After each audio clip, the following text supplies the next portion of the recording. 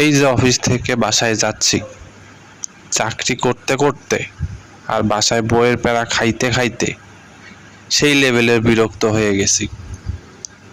রিফ্রেশমেন্টের জন্য হলেও একটা ট্যুর প্ল্যান করা খুবই দরকার। অনেক দিন হলো ট্যুর প্ল্যান করে ক্যান্সেল করি না।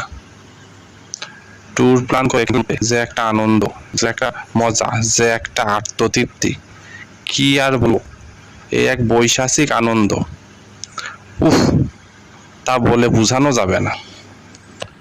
সহজ বাংলা ভাষায় বললে ঘোরাঘুরির চাইতেও ট্যুর প্ল্যান করে ক্যান্সেল করার মধ্যে অনেক মজা, অনেক আনন্দ।